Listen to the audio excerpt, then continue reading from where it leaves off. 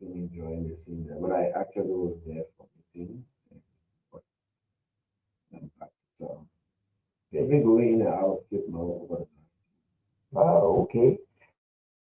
So which part of Cape Mount have you been to? Robertsport? Okay. I saw a very beautiful scenery yesterday that took over social media. Have you been there? yeah, is the Wakala Echo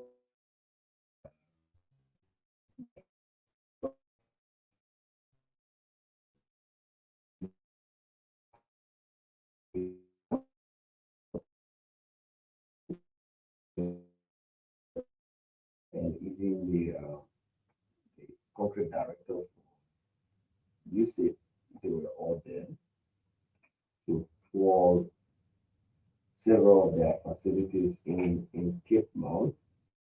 I think they spent a night or two. So yesterday was the commissioning of education. They also toured the water facility in Road as well. They invited me to have a meeting with them, which went very well. We discussed some opportunity for water supply to other cities, modeling after what they did in Do Ramsport. you have a plant or water plant there? Yeah, Oh, what's the capacity of the plant? the the capacity they are producing around 33,000 gallons a day. 33,000. So that supplies the entire. So they can produce more than that. So what they are doing now, what we did first, USAID constructed it from scratch and they dedicated it in 2018.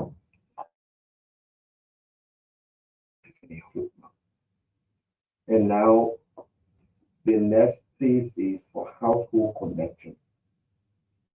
We have privatized it, if I should say it. That is, we've given it, outsourced it to operator for the next 5 years because that was part of the agreement with USAID this year. Uh, They have connected 10 new households, they built new kiosks. Their objective is to call household in Ramos before July. And over the next 1 2 years, they have to connect 250,000 in Ramos. So the overall objective there is to ensure that all of the households in Ramos will have pipe connection. Mm. And then, unlike other cost to operate, because first electricity, there's a standby generator there. Since 2018, has never been used. There's a solar fuel that supply power to the water treatment plant.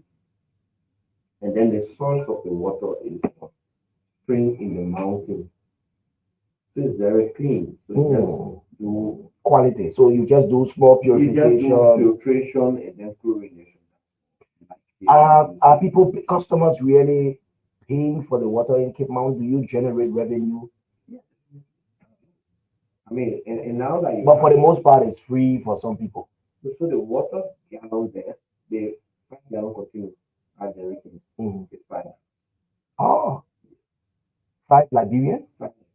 Okay. So people, But I know even at that, people are not coming forth.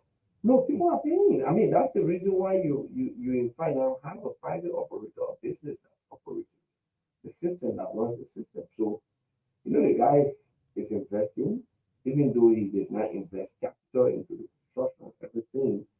But there is an agreement. He has employees. He has to pay the operation, the scope and operation of the treatment plant, the water supply system. No business person going anywhere to lose. Yeah. So yeah, they're doing very well. Even when we had our own operation, Mm. people just took. I was looking at the report in one day time in January. I think it was on the 20th. 22nd or the 24th, they withdrew more than $700,000 from it. Wow. They have their own management there. Yes, so it's a management that was set up by the Ministry of Internal Affairs and Water and Sewer Board. Anyway, keep the rest for we will come back to you, but I just want I mean, Mo is going in depth, going down to the details of the Liberia Water and Sewer Corporation, which we will do today. Let me just say that welcome all of you online and all of you listening to us by radio 106.7 and other frequencies, catching us across the country, all of you watching us online. This is Saturday Morning Live. It's a regular Saturday morning show. Last week, Saturday, we were in here. The week before, we were in here, because sometimes the job and all of that. They can be seen now behind here sometimes, The Deputy Minister for State, Very good. So we are expecting the Deputy Minister of State for Administration, Cornelia, to join us. We're also expecting Stephen Johnson, Waka Jaliba Darlington from the Civil Service Agency, and I don't know, maybe we can put a call to the Minister of Public Works to give us some updates on road works across the country as the rains now have started. So you can feel free to join us. At some point, we'll open the lines and then you can interact. The reason why we are doing this program is just to bring public servants, people who serve in public offices, just to you. We critique ourselves, we grill ourselves, we bring ourselves here, ask ourselves all the hard questions, prepare ourselves for hard questions, harder questions when we go out there. So just anything you want to know about all the people who will represent institutions here, feel free to chip in. And we'll talk about some other issues more. Maybe we need to start with general issues, our perspective on general issues before we move on to water and sewer first. Yeah. Definitely. So a few things have been happening this week. Number one, the president is in the United States of America attending the U.S.-Africa Summit. I would like to find out from you, how is that going from your perspective? The major decision that was taken by the office of the vice president and that of the National Police and the motorcyclists, that should come in effect on the 15th of May. That's Wednesday. We expect that decision to be rolled out, to begin, for the process to begin. Was there something that happened during the course of this week that we need to talk about? Well, I think that was the very major issue, in my opinion. Except that we see pictures coming from the road work that is ongoing in several parts of the country. And like you stated, it would be good to hear from the public work minister so that he can tell us. I just saw a video of some road work between Jide and Report G. For me, I think those are great improvements. We need to discuss them. The people need to know what's going on. And if there are challenges along that road, the people also need to know where. Yeah, definitely. Because we run an open government, there should be nothing we should hide. Definitely there are, and everyone needs to understand that this is not about propaganda. It is no more about propaganda. It's the reason why we'll be hard on ourselves first, because we want the people to know the truth. The danger here is if you lie to the people, they will find out the truth. And when they find out, they're going to lose trust in the government. And we don't want to build a relationship.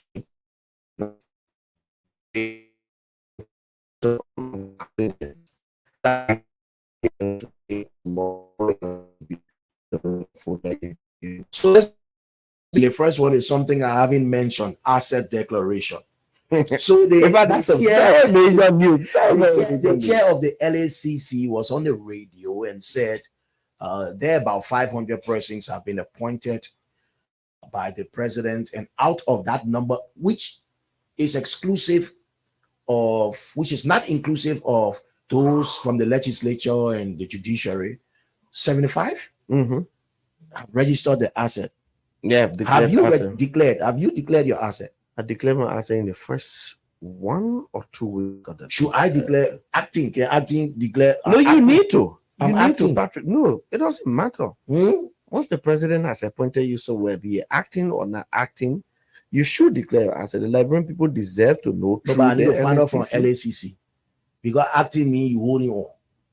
When you hold it They on, will it mean, declare wait, asset. no. When you hold it on, it mean you can steal. Uh-huh. It mean you are not going to take pay. You'll be taking pay. So the asset declaration, the form talks about everything. On that form, you declare your salary, your gross salary for the whole year. You're going to declare things that you think are valuable to you. You add cash money to them. And I'm Are there happy. complexities in that declaration? I Because I did understand not- the process I takes some did time. not see complexities. Mhm. It is complex for those who have, plenty property. We won't get property that much. It's not complex for us. And so you can choose the valuable things. When I declare my asset and I publish it and my They net say worth, Moga, two share, two shoe. no, my net worth on my asset was, I think, around 87,000. And somebody said, oh, they not start the stealing. He just spent 2 weeks in government. So he get $87,000. Maybe they think that cash in bank. Oh. So people, and it's not just ordinary people who did not go to school, but people who you think are highly educated with it net worth to be that you have this amount of cash in bank. So Patrick, when you are declaring your asset, so for example, if you own this radio station, you are Which going, I'm giving my shares something already. so to avoid. I'm saying if you own it, for example, So you do not own the building, so you can add it as an asset, right? Yeah. But the things that are in here, your computers, the tower you built there, that tower has value. You put the tower and add the value to it. The cars that you have, you put them, you name them. This car is a value, this one. Your house, your TV. So for me, my late new furniture in my house, my TV, my generator, everything. the land I have, the late old house that I have in Cape Mount. Now the ordinary man will say, but all of that you declare that it consummated to 87,000. It's more. So you do that, and then your liabilities, people you owe, how much you owe them, all the debt you owe, you pack everything one side and subtract it from all of the things that you have in terms of the monetary value. Yeah, you put everything that old car was $5,000, you put it there. So when you calculate everything, the assets plus all the debt you owe, maybe you took loan from the bank, maybe you did this one, even though I don't owe much, you subtract it from the value of everything that you have. Then you can have the one that remain is your net worth. That one are your net worth. So it doesn't mean when they say net worth, it means cash in bank. It means cash in bank. Even though the cash in the bank, you're going to add it there because there is a space there for it. The bank you owe, you got you saving away how much you have in each of those accounts. If you have several accounts, if you have accounts outside of the country, everything is on the phone. It's good that we are now talking about asset declaration, right? But to be fair with you, over the last period of time, I need to hear about asset. Who used to talk about asset declaration? Patrick, what else you might get asset? The reason why I see the asset declaration as being good is because you, for example, Patrick, many people don't know that you have a house, very beautiful and decent house, and then you become acting commissioner at LTA, and suddenly there are guys who just want to create an avenue that people's reputation will be tarnished. Somebody will just go and take a picture of your house and say, oh, the guy appointed Patrick Delfo yesterday. It's possible to build a house in 2 days. Yeah. Then they put it on, they say that the kind of house. I remember when they appointed Amos. Oh, yeah. Amos, who been suffering, Amos 12 from LPRC, building his one-day house for the last, I don't know how many years. The next week, somebody went and took the picture and said, oh, they appointed the man. You see the house? Is it possible for somebody to be in the job for 1 week and the man already now steal that amount of money to go build a house like that? So people just do it and just to spoil your name. So that's why it's good to declare your assets. And those are some of the things the president Let avoided. me ask you, should judges, associate justices, and judges of the Supreme Court declare their assets? They meet people who need to declare their Does assets. this refer to everybody? Of course. Everybody in public service? In my opinion, they are the main people who need to declare their assets, because you know what? There is always the dark cloud hanging over our judicial system. There's always this news about how judges are corrupt and this and that. So if you don't declare your assets and suddenly you are appointed as a judge and you're confirmed, and after some time we see you with properties that we've not seen you with before, there is this insinuation that you have been bribed to twist cases in favor of government or in favor of this part of rich person, and they say, these are the people who disadvantaged the poor people who carry their cases to the court. So it is good for everyone to declare their assets. Right. So right now, JMB declare his asset, the vice president declare his asset. No matter what you say, if you saw JMB with a land tomorrow or a house, all we need to do is to file how they can call it, freedom of information. Yeah. At the LACC, and you can see what he had there. Yeah. Personally, Yeah.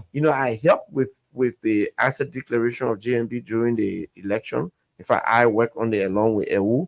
I know what he has. And he has everything he pays, his taxes on. In fact, it was me, EU Neti, and we work on it along with the vice president.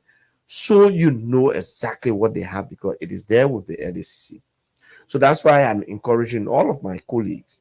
It's good to declare your asset, because if you don't do it, goes at first, they as not being competent people, and you are appointed to position not because of your competency, but because you have proximity to the person who is a president, or you have a political affiliation to the party that is in power.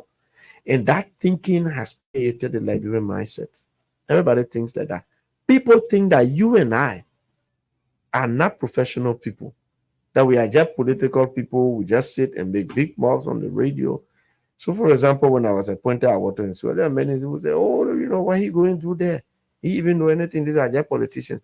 And I'll tell you, come on, example, that thinking is even high up there. We went for the EPA Council meeting the last weekend at Farmington. And we went there for several objectives. Number one, to evaluate the applications of those who want to be executive director of the EPA. It's a council that evaluates their CVs, their application, score them, and send the top 3 to the president, and then also restructure the board and submit the nominations to the president for announcement. So there is a clause in the act that says, I think the board members cannot exceed 13. So the EPA Council can nominate 2 experts, relevant people with relevant training or education in the area, to serve on the board. And so my friend Nitola, who is also a part of the council, nominated me, and I nominated Dr. Boto, the health minister, because everyone was arguing, how is the health ministry not part of the board? And you have been part of the board. I don't know the direct relationship between the central bank. Well, maybe for some monetary. Yeah, they say financial expert and this and that. But the health ministry that directly relates to the board, the EPA, the operations of the EPA, the water and sewer, everything we do involves the EPA. And so there you go. Madam Minister is here. Minister is here for the first time. Minister money. You can see the minister now. She's so busy. Your money, everybody. Money, minister, money. You gotta get. We can grill you. Yeah, but Saturday for grilling, so yeah. So actually, when we're looking at some of the things that happened during the course of the week before we move on. By the way, she declared her asset already. Oh, because we're talking about asset. We're talking about IFRS, right? We're moving on to something yes, else. I have. You have declared your asset. So I was asking, more acting can declare asset too? I think I need to declare. So I tell you, man, you know, Ben before I cry. Yeah, but I get up with a beer to get out. Yeah, you know, put a bene okay, then hat and they get plenty of property. Yeah, Ben, Kakata, all the Even Clarence, the lawmakers, Yeah, they got properties all over. everybody always play. But anyway, can that happen in a week? Can you do that in a day or 2 days? I mean, 2 You have days. to focus on time. I did mine. I was filling out form. I wouldn't get anything for almost a week because of you made some mistake. If I on the final form I carry to submit, I made mistake, and when I submitted, the lady who was receiving for this one has mistake, who cross it out and I signed it before the Yeah, the highest thing is the assessment. So the property assessment having or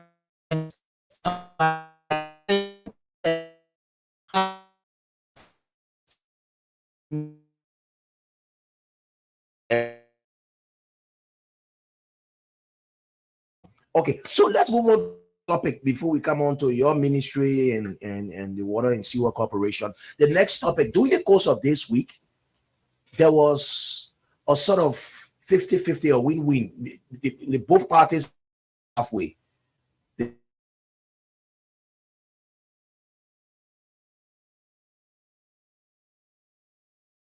Police. And we're basically here to look at issues objectively. You know, I mean, I know it's to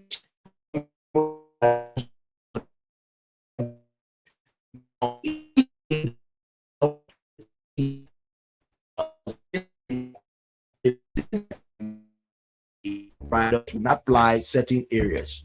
Then that prompted protests.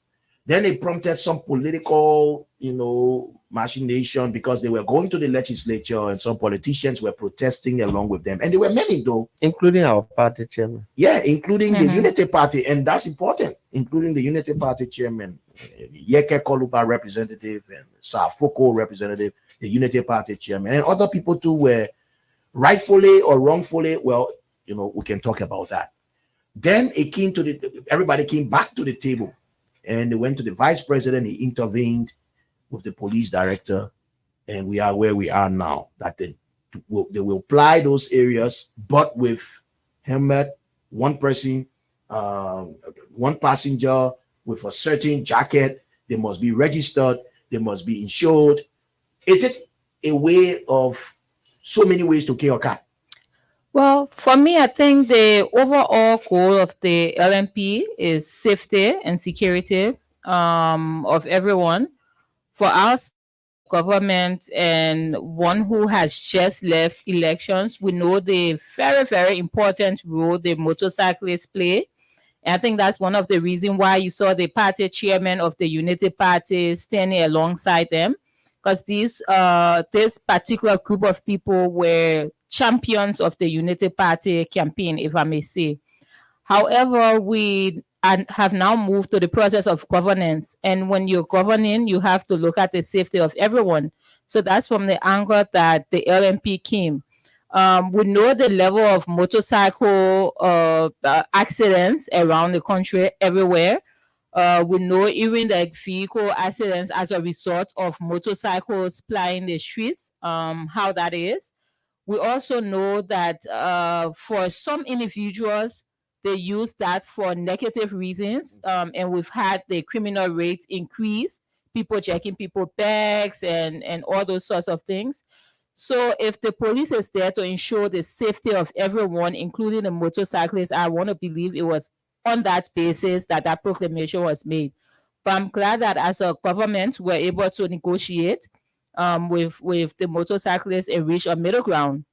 So yes, you can ply the streets, but you must have on your safety gears.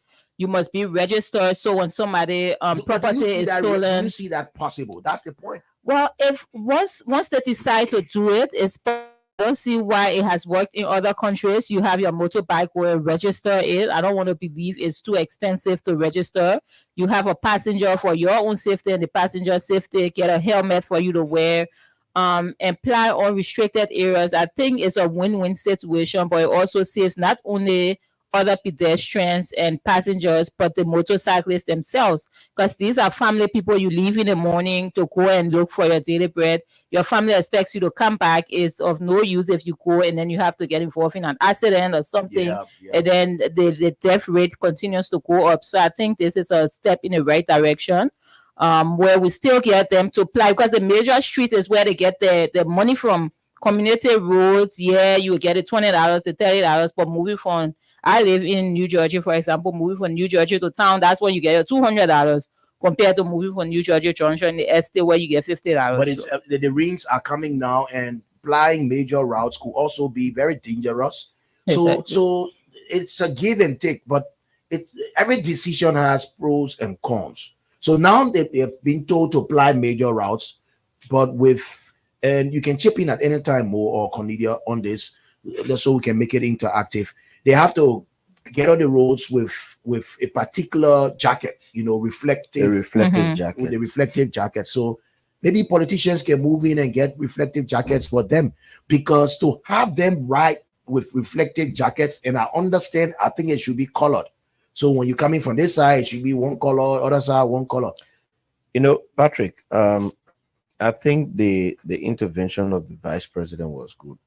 Let me say first, I am one of those who believe that we should not have motorbikes in the center of town. We should not have motorbike plying, particularly the main boulevard. And I don't know how this is hard, but keke that get 3 tires, they don't ply the main boulevard. Do you know that? Keke can fly the main No, boulevard. they're not. No, they arrest the keke. That's Keke not doesn't true. pass them. They are not allowed to. And during the second term, I think it was the second or of course, I'm telling you something that I know. Keke not allowed to ply that main boulevard. They can go in the corner or row. They don't get there, they will get arrested. But it's more risky to ride keke, with 3 tires than at least 2 tires. I don't know, but that's how I just see it. Right. But and they were stopped before. Motorbikes were not plying that major boulevard until 2019, the Dillon election. So the weird government thought that by allowing the motorbikes to come back on the major routes would have given them the support, and they would have won Dillon in the senatorial race. That's how in 2019 they put them back on the major streets. They weren't there. But be that as it may, I think the vice president did well by intervening, and the measures they came up with, well, it's now left with the bike riders. If you want to apply the major streets for your own safety, you have to do all of these things. The bike riders can deliberately remove their view mirrors from the bike when they buy them. So they've told them, before you come on the major road, the main boulevard, your 2 view mirrors should be intact. You must be properly attired. That is, nobody is riding With slippers on, or sneakers, or something better. And you must have your reflective jacket. You must have 2 helmets always, one for the passenger and one for you. And you must have only 1 passenger. I don't think that is a difficult thing to do, because they have argued that, look, riding in the communities, like Cornelius said, will not give us much money like if we're riding on the main streets. Besides that, even some of our people complain. These bike riders have contracts. They commute students from their various homes, especially students who are going to school in town. When they get on the taxis or on the public transport, even those that have cars, they usually get late. And especially when you have this inspection period going on, something that I personally detest the way they do it. And it's going on. Everybody gets the people going to work. And so it's important for the students and those who are not in high places in their workplace. They have to be to work very early, and they don't want to they want to be to work on time. The bike riders help them a lot. So there you have it. More is going to be critical on the inspection, because that's what we are coming to next. Yeah, very. Cornelio, any comment on the bike riders? And then we'll blend it with the inspection we'll just take 5 minutes of calls for just people who want to talk about this the inspection and motorbike riders. Then we move on to the next phase of our discussion. Well, I think next step now is to have the leadership of the motorcyclists and the police work out modalities of how this can be easily implemented and ensure the safety of the bike riders and the passengers plus everyone else that's associated with it. So we're looking forward to seeing this work. As I said a few months ago, we're into campaign and everything. The bike riders have been one of our biggest base of support, but at this point they have to know we're into governance, and that means that we have to look out for their own safety, their well-being, while ensuring that we do not hinder their own economic growth as individuals or citizens of Liberia. The inspection. Now, I understand they will shortly move on to the motorbikes, but they're still doing inspection for commercial vehicles, private vehicles, and all of that. It's been a culture of inspection, and I don't know where this has come from, but in other countries, I don't see people standing on the road. And again, I'm not going to, we can be free to be critical of the transport ministry, because I think it started doing Ellen, when Ellen was president.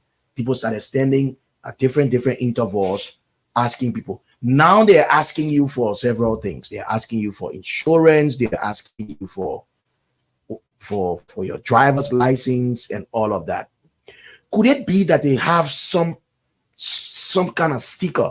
So once they inspect your car and whatever, and they put that sticker there, it is clear that your car is roadworthy and you can move. Or can we change the strategy? I spoke with the transport minister, and I suggested, I say, I think like 2 or 3 years ago, they tried the sticker thing, and before they look, 1 week after, people are duplicated the stickers in there. But my point is, we need to find an innovative way. Maybe the Dayton chip sticker that could have easily been duplicated at the famous World Trade Center, but they need to find a way, because if I am going to town using the main boulevard, you get inspection to Boulevard Junction. Then you reach to 540, you get inspected there. Reach to Cali Junction, you get inspected. You reach to Vamoma, you get inspection. It delays you.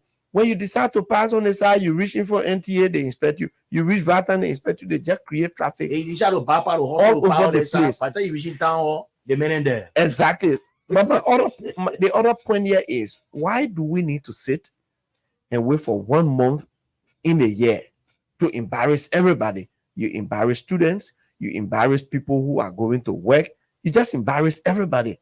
Inspection should be a rolling thing. That's why you have the road inspection or whatever transport division over there.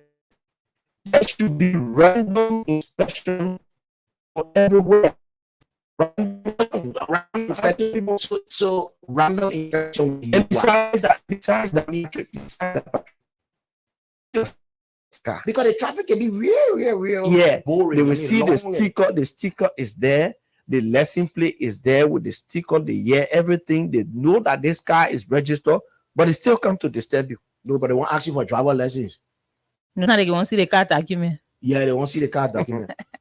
Except maybe they're not sure of that sticker that they can give. Maybe there's people carrying it. So there are other ways that they could verify, right? But I think at one point they used to have something with a driver lesson, and they had this app or something on their phones, or some scanner that when you get your driver lesson, they will scan it to see if it's duplicate or if it's original. And they could introduce that for the inspection stickers. So you get an inspection sticker, and then you scan it and see if it's original or it's a duplicate. And I think once you arrest 1 or 2 persons who have used the duplicate stickers, like people will scare, we've got brave up or we scared of trouble at the same time. So by the time you arrest a couple of persons and the news go, or that they're arresting people for using duplicates and naming and shaming people, you will see that people will desist for it to actually go and get the stickers. But my thing is, I don't know, we have to find a way. We have to find a way around this, because you have to, how do you inspect fast? Even if you must inspect, how do you do it fast? People talk about Ghana. how is it done? Maybe we need to do research. How is it done in Sierra Leone? How do people can inspect their cars? How the transport ministry in these countries can make their money to do the inspection in these countries? So let me say this, I'm right? not suggesting that in these countries what they do there should be our.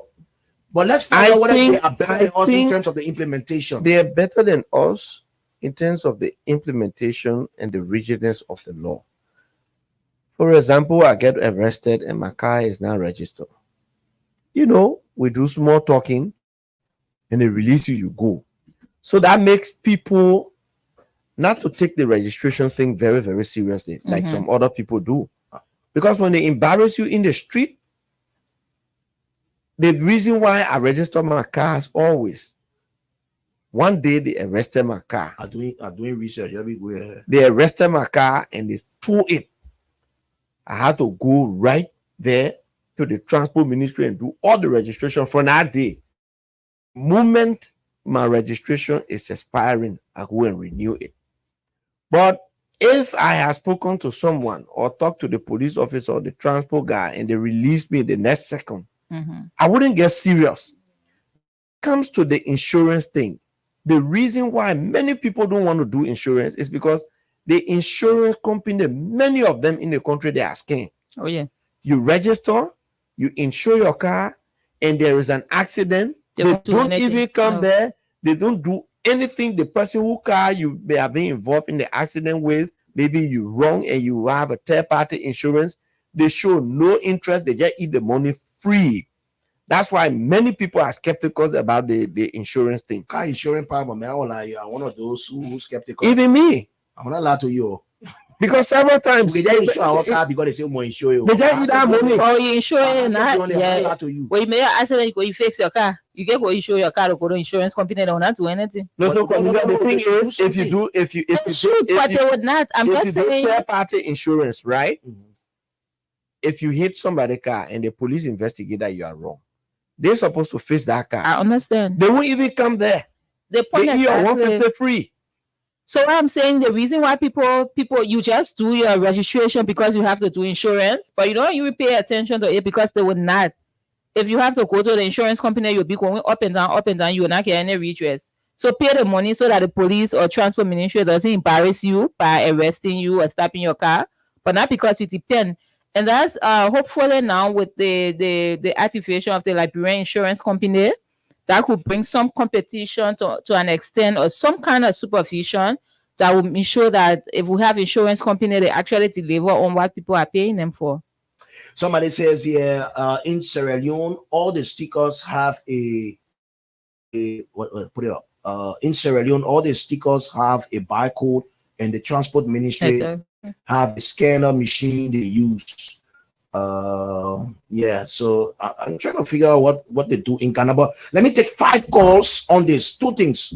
Vehicle use electronic, they do not get in the street to conduct inspection. What does that mean? How do you do that? Use electronic and they don't get on the street? So you call or put a WhatsApp number here for people abroad too.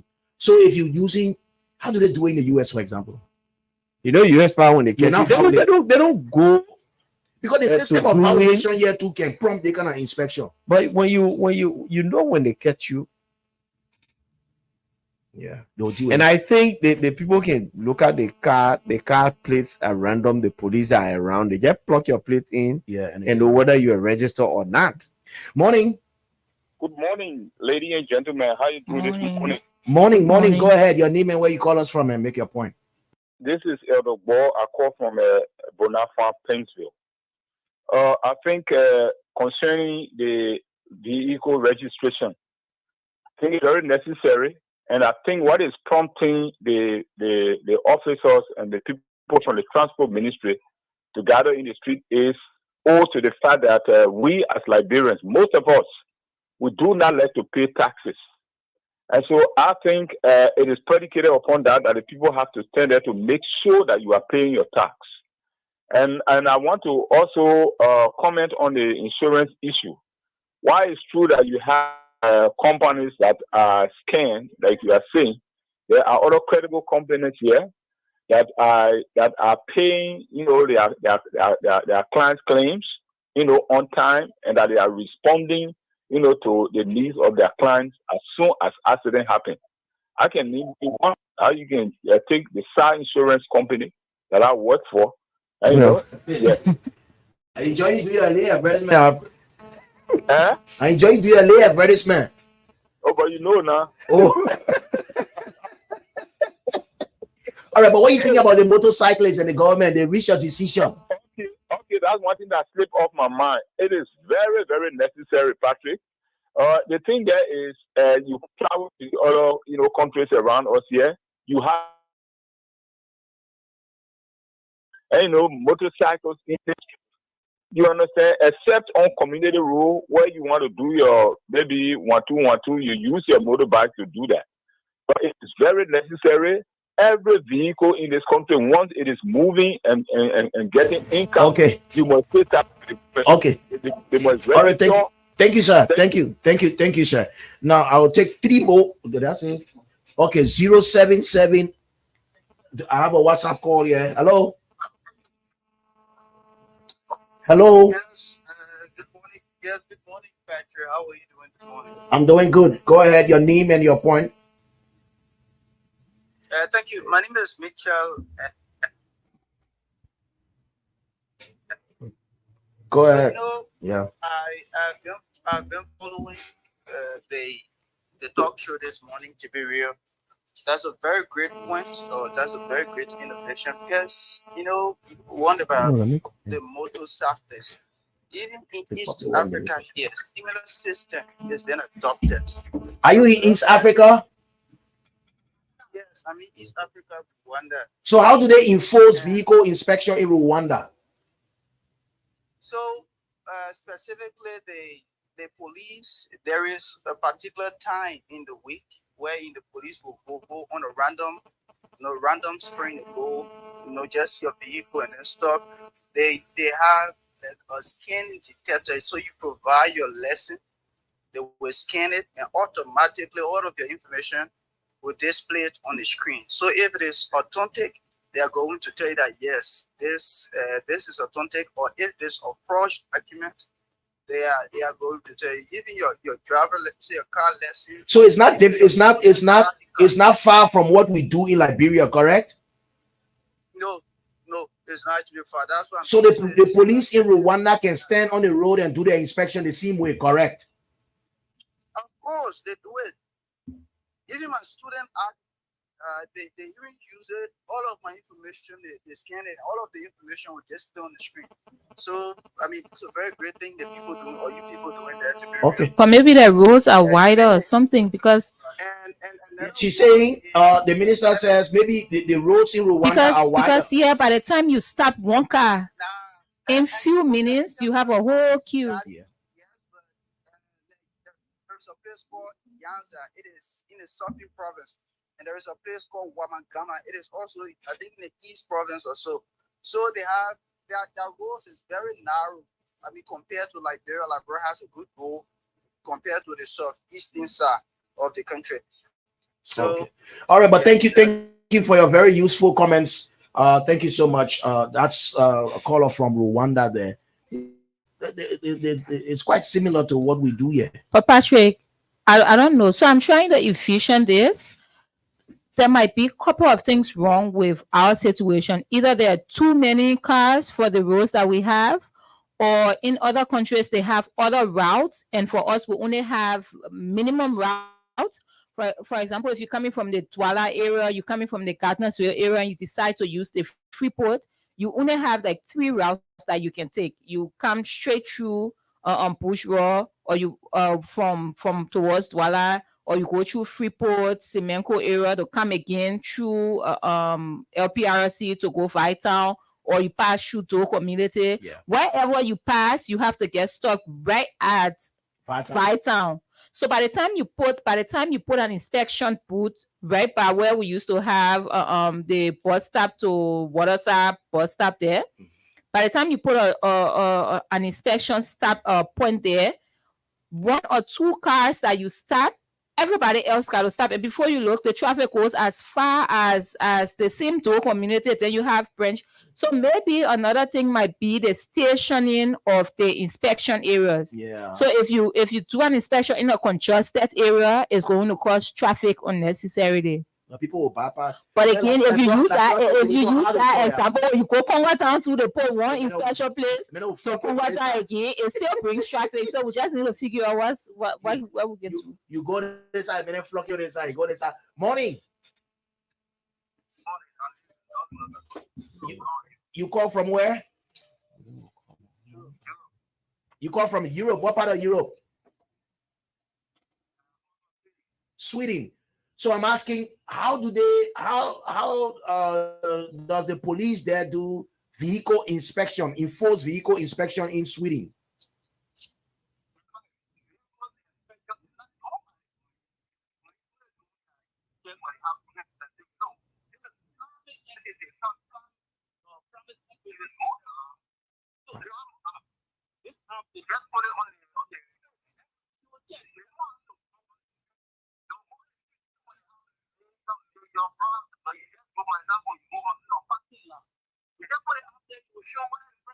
Yeah, but you can compare Sweden. You can compare the system. Sometimes it's all about the system as well. We have a system where people feel that maybe paying taxes are burden on them and all of that. So people try to beat the system.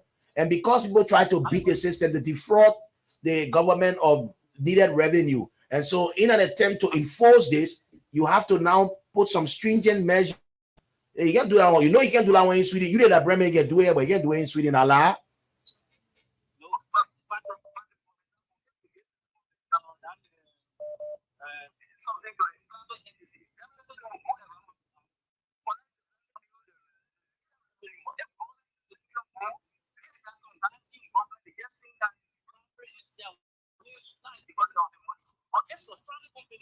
Okay, it's a private company. Okay, thank you, Chief. Thanks for making that point. We will just close up on this. You want to read that? Can you see? Yeah. So someone said in the US we renew our registration online and we get stickers in the mail. If you fail to renew your tags, you will be fined daily. And if you ever get pulled over by the police, your car gets impounded and won't be released until all of those fees are paid and your car is registered. Okay. And you pay impoundment fee too. They play your car. Yeah. So maybe I transition to some how do you call it, digital means of collating everything, your travel license. So if as well. Yeah, I'm Cornelia, go to Ministry of Transport, my travel license, my vehicle registration, my insurance, everything should be on this one platform where if you put in my travel license or so, you information. That way, if we program it correctly, by the time you're expired, maybe you read red in the system or something. I don't know. We got text messages, so if your reads red, it sends you a text message. They can actually send text messages. Yeah, and then if 1 week call for registration, maybe we should include fines. So if your car should be re-registered this week, after a week, fine included. So the next time you go to register, fines only if you do not register on time. When you go, you notice that your registration fees increases a little. But we should be notified if people get notified about this and what the system. They can send text messages. Yeah, there is a fine on it. They do send text messages. What do you see what they send text message to when you owe it? Where you used to do it. Again, that's what they go black your. I think that's going digital. They used to do it, but then I think they were not remitting the fees. Because you know DSTV so does it. Call it off. If your DSTV is about to expire, you will get an alert. I think 3 or 4. You get a text message. You have to, or perhaps a week. You got to renew. So maybe water and sewer. So for me, water and sewer. Let them introduce the online registration. We're coming to you now, man. Like your time, you get a question for them, man. You get your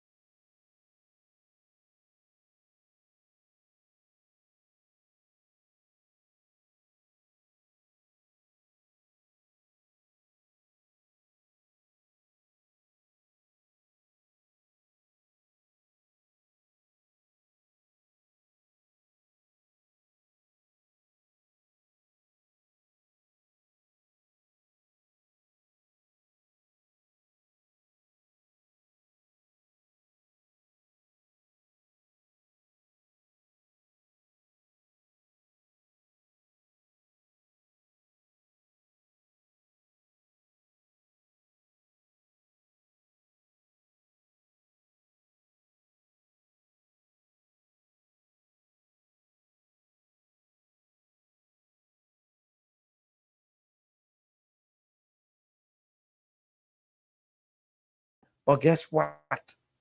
The entity Billing the the customers on time. Mhm.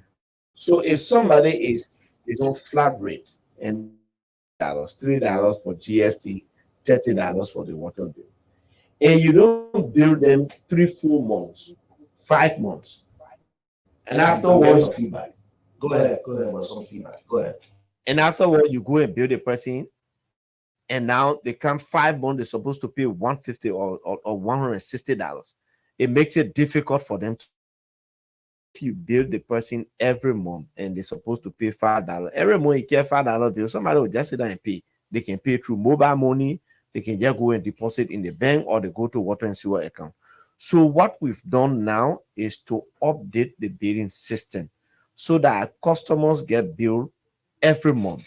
You are not going to see the huge bill, except for the big customers like the hotels that are connected, the businesses, the beer factory, because they use huge quantity of water every month. And So is there any progress report from the time you release that list? yeah, the only So the time you only, release that list, yes, start better now. no.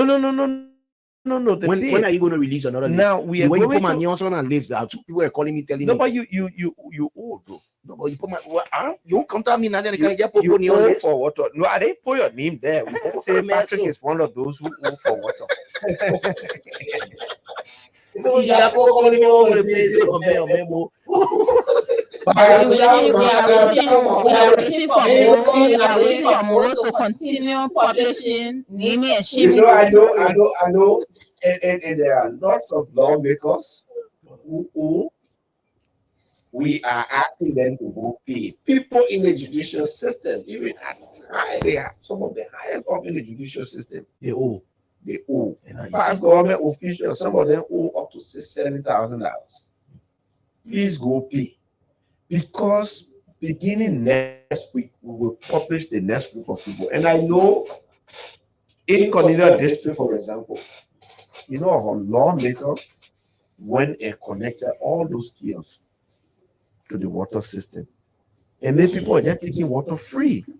We disconnected everything, and he's began settling his bill.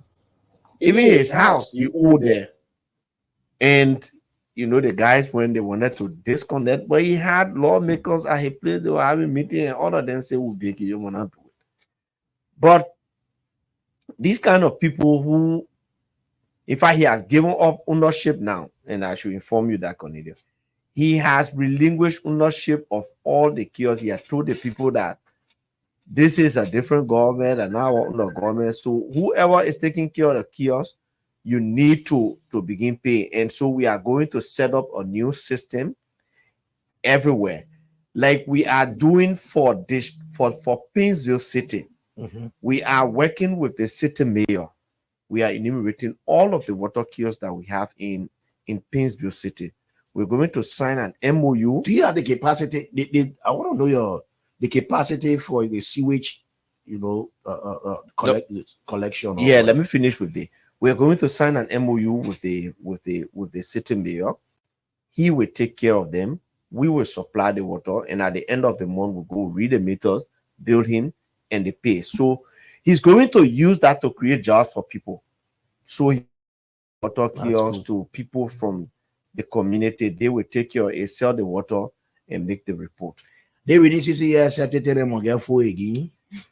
So water and sewer makes money during the rainy season from the sewage system, because everybody, Painesville, for a truck to come and dislodge is $150. Yeah, so your certain thing you get here, for example, it will get full during the rainy season. You need to come and register and pay your bill so that we can dislodge. Even Cornelia, to her place, we need to go there and dislodge. And what place to the mansion? That mansion will send you your bill. For example, Centennial Pavilion owes more than $4,000. Send the bill. And the other pavilion, what the other pavilion is? Executive pavilion. They owe the same as.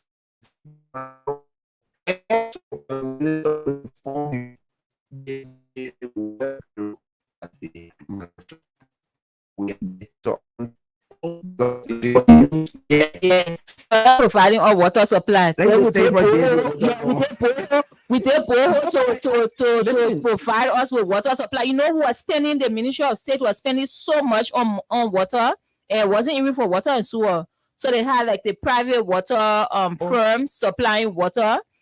Since I've been there, I've paid thousands of dollars, Liberian dollars, obviously, in water to be able to get water.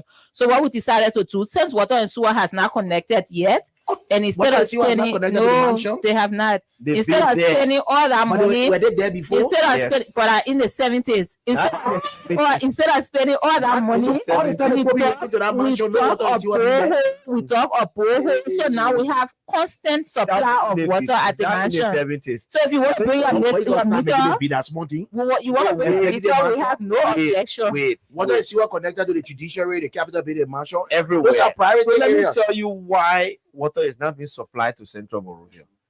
The plant should pump 24 hours for the water to generate the necessary pressure to reach up Monrovia. Monrovia is an elevated terrain, so the water pressure needs to be high. But as part of the government's 100-day plan to restore water to Central Monrovia, we have a reservoir up Duko. That reservoir capacity is 1 million gallons. That 1 million gallon every day we fully can supply the whole of Monrovia, including the mansion. We completed the repairs of the reservoir. It's been down for the last 6 years. The cost of repair is $41,000 US. We completed the repairs. We're facing plenty now. As we speak, they are cleaning and disinfecting the reservoir. So once it's done, we pump water into the reservoir using the booster station. They go straight to the mansion. So once you pump it in the reservoir is up the hill. It releases water by gravity. So the force will be able to come everywhere. The mansion is connected, but that reservoir has been down for 6 years. And so you can expect, and the water treatment plant, we all on power sharing things just like any other customer. You need to pump water 24/7 for water to flow up to Central Monrovia. That's the only reason. So how do we handle the mansion thing now? Because they are customers too. No, they are connected. They are But you customers. say they're not connected. We Which one? connected once to we- a borehole now, so they'll bring their we- meter. Let them bring their meter. Once we Also, still start paying for supplying, bowl and all. Yeah, when you so dig once you do borehole, a you're supposed to borehole, pay. ministries and agencies and businesses, and you are within 200 feet of water supply, or you are connected to water supply, we're supposed to put meter on it. Okay. So you're even your borehole. Your own So- bowl. Yeah. Yeah, like water, like the country water. But they know how to eat money too.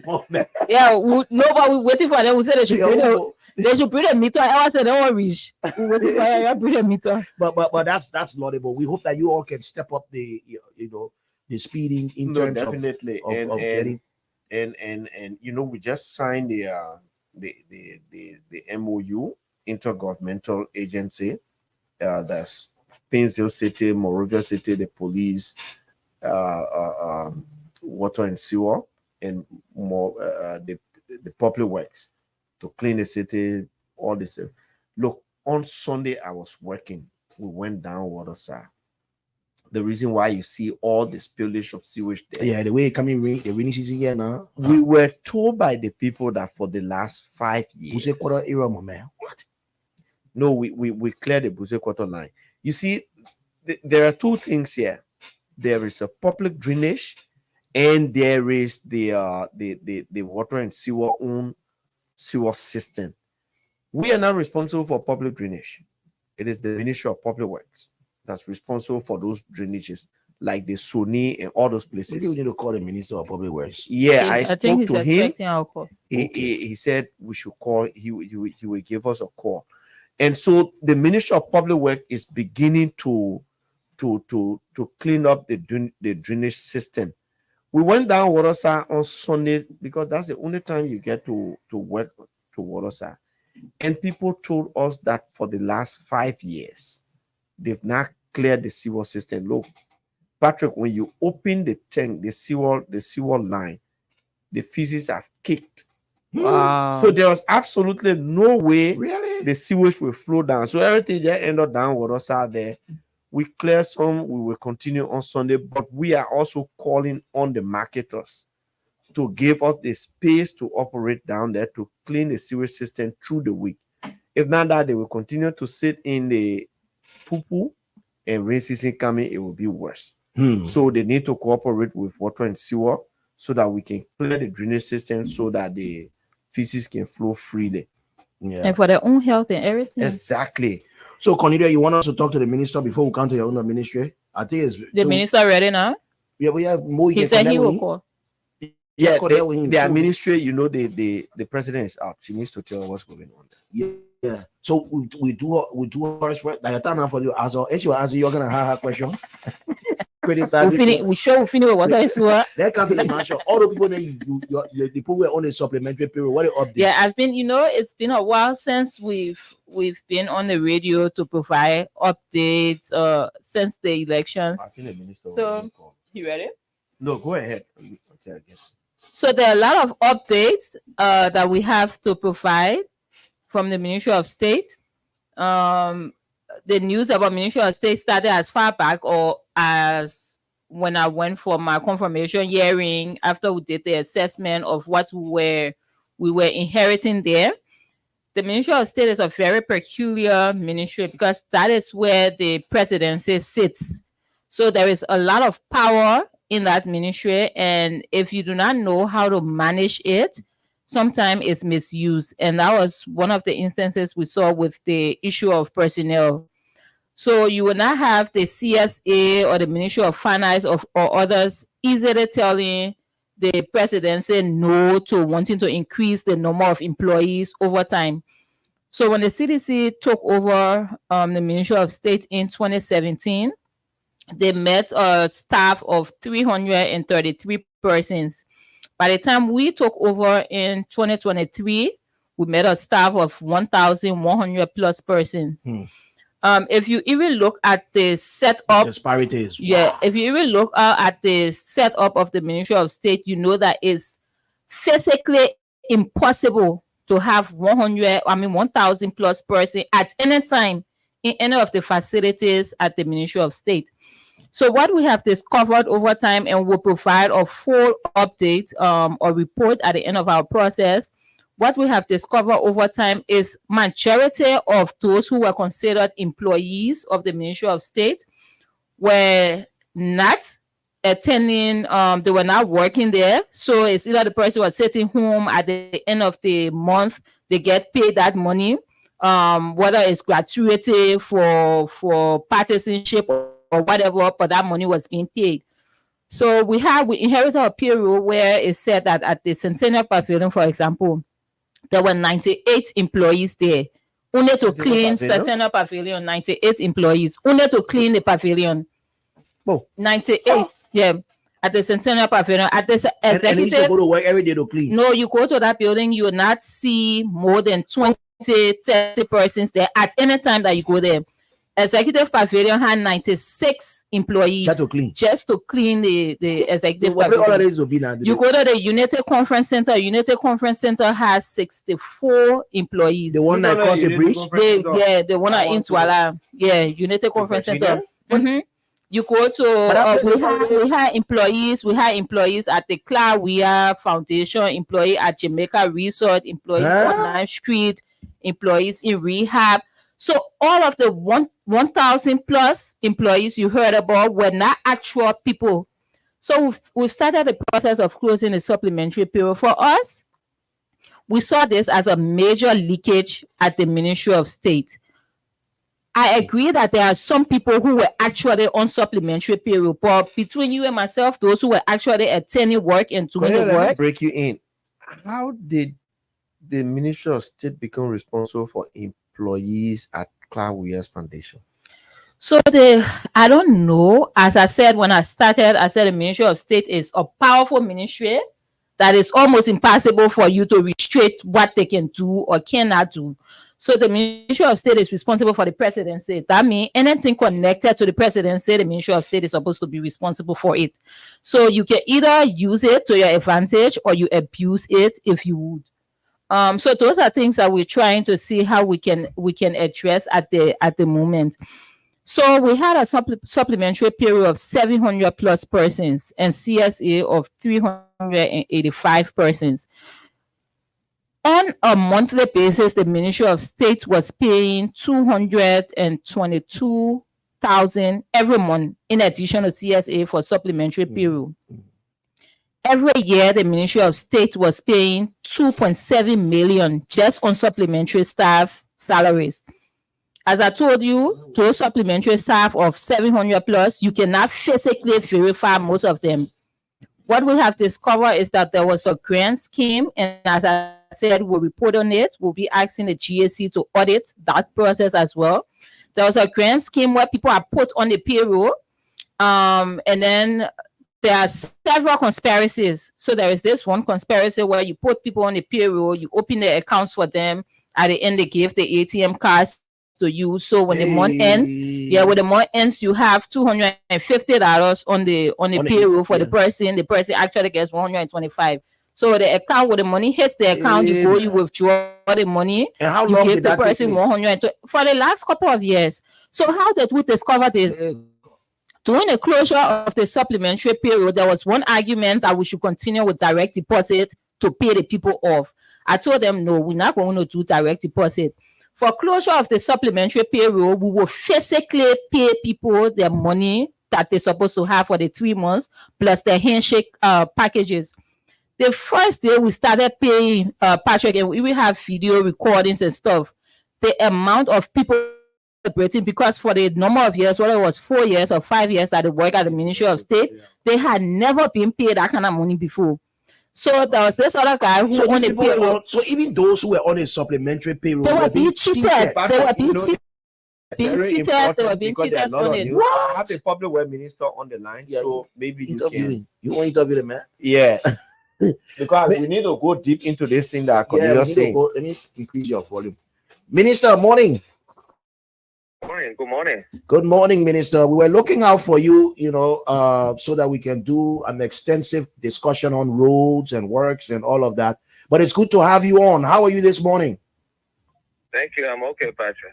Great. So this is the program called Saturday Morning Live, a program for government officials where we critique one another. So don't be surprised if hard questions are coming your way from either Mo, myself, or Cornelia. The three of us are here for now. Stephen and other guys will join us. So the first question from me is, where are we with roads across the country? Are we good with that, or do we still have some challenges, especially along the Sino route? As I see pictures, at least I saw Sam Jackson put a picture up of that. Well, I can say it's not 100% yet, but there are some sections that are still troublesome. We are working on them.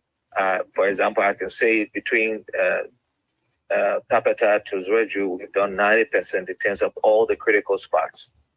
We are doing good also along the corridor from Salaye to Vonjima, from Vonjima to Foya Benikoba. The corridor ITI, of course, from Buchanan to ITI, we're doing very well there. I know that because the Deputy Minister for Technical Services and his team, they are out there. They are doing some inspections and supervisions on the project. From ITI to Greenville, we are doing significantly well. I would say there are some challenges in some of the sections, because I would say this, that most of these sections over the last 6 years, there's not much work that have been done on them. So they were very critical, and they have been all year round over the last 6, 7, 8 years. You will have this kind of pitch up in a different corridor. So the period we've had just under 1 month, to have massively done there, somebody would think it's a miracle, but it's not. I think it's just the organization and the truthfulness and the skills, the technical skills, and our ability to put people to work and allow them to work. And so in terms of the critical intervention, the critical corridors and the spots, I would say overall we are doing good. It's not perfect yet. We are doing good. From Zwerju to Kanwiaken, there's two critical spots that are stayed there. In fact, somebody sent me a video last night. There were cars that left from Zwerju. They were almost close to Kanwiaken, and we still have one spot that is very, very critical. That had about almost 50 trucks, different cars parking there for a while. We contacted the contractors. They said because they have started working from the Zwerju end, So when you leave Zerju to go towards Kawiken, a good portion of the road is okay. But Okay. the last portion reaching to Putuken, Kawiken, because we are paving now from Fishtown to Kilipo to Putuken. So up to Putuken, Kawiken, that's where we have some issues, but we definitely do that. And one of the things, Patrick, that I see, I don't know, but this year seems good. The weather looks okay, but now we have had, very terrible rains. We get information that's not what we have even in the rural parts where we are intervening. So I say maybe it's also God, who also helping us to get this done. But I can say, look, the 100-day, generally, I would say is successful because very good. What's stories about are between coming out. Yeah. Barclayville and Greenville? That stretch. Is there any work going on in that corridor? Okay, so one of the things that we did, the Barclayville, Greenville corridor, we left it out of the 100-day. We wanted to be able to hit all the county capitals with the 100 days. So we went to Barclayville through Plebo. So we are intervening from Plebo to Barclayville, which is a significant work has been done there. So all the county capital, we intended to make them accessible. Between Greenville to Barclayville, there are a lot of work that has to be done there. We have the Indian Exim Bank have financed the road to start doing the coastal highway from Barclayville to Shasta to Cleon. These consultants were here. They're supposed to be coming hopefully by the end of the year. Next year, we will have a contractor to begin to pave the coastal highway towards Greenville. But our intervention will be next year, the next budget year for that corridor, because it's a critical and long corridor with a lot of long bridges. We have to do a lot of structural work. We didn't think within 100 days we wanted to miss that with what we're doing. But what we So let's stay with that for a moment. Sure we can, let's stay with that corridor. Let's stay with that corridor. So the question, so it means that during this period, interventions would not be made there, but there are resources already available or sourced for pavement of that corridor. Is that correct? Also, so we got resources to pave up to 50 kilometers. The first phase of that is 96 kilometers, but there's funding to pave 50 kilometers from the Barclayville end.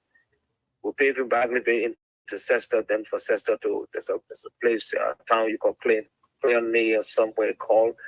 That's where the 96 start with the first phase of that project. And when does that start? I would like to say, hopefully by the end of the year, first quarter next year. By first quarter next year, there'll be a lot of pavement taking place. Okay. I can tell you that will start from Barclayville going up to Cester and up to Cleon, like I said. We have contractor paving from Tapeta to Toastan to Zwerju. We have contractor paving from Zwerju to Johnstown, from Johnstown, of course, up to Putuken. So, Minister, let me ask a question quickly. The entire, But Minister, where you at, man? You can't come quick. You gotta come, man. Minister, I came to see my mom instantly. So Minister, let me ask a question quickly. It means that you are paving from Cestus to Barclayville, then from Barclayville to Greenville, or what? So we are paving the road starting from Barclayville. From Barclayville, we go into Cester. Then from Cester Junction to Cleon, to Wasano. Okay, that's where the project started from. That's where, and I like to say thanks to the past government. They did a good job to secure the funding for that project. You have to be able to give it out to President Weah for this one. So we have to continue with it. I know we also have interest from other partners to start from the Kiana side. We have interest from partners. I won't say the names now. We are getting there.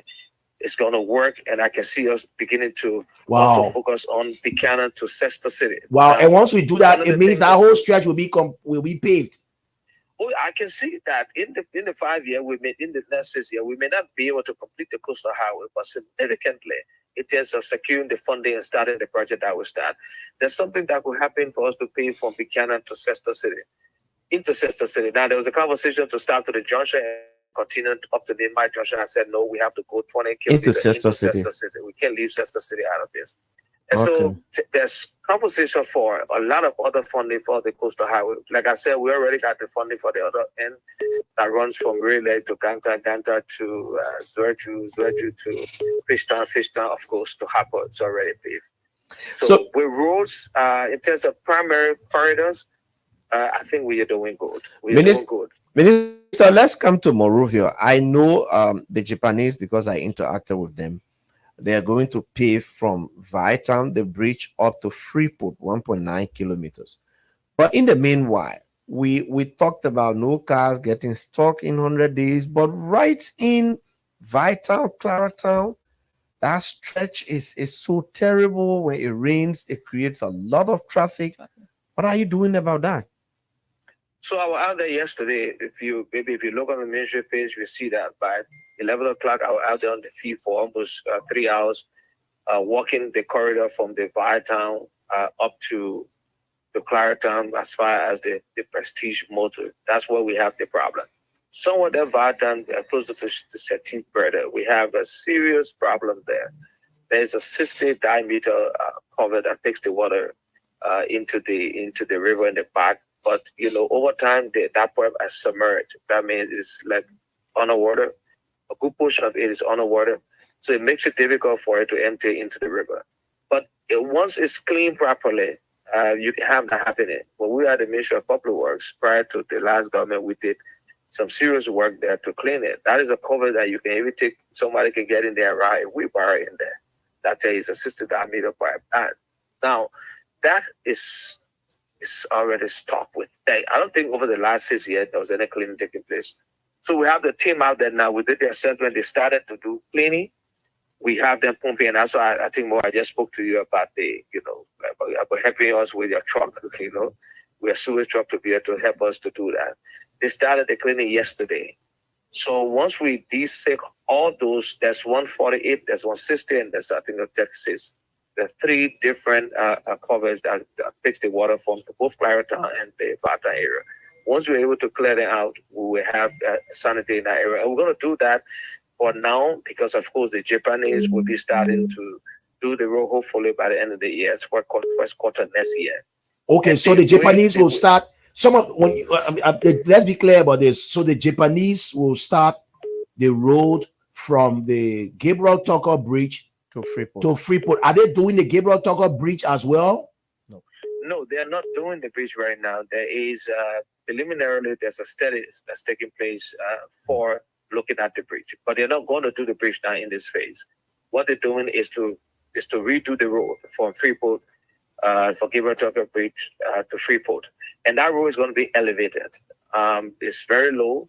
It's below water table, like I said, talking about even the covers have submerged underwater to understand a good portion of that. So they're going to elevate the road, and they're going to design the design that will be done.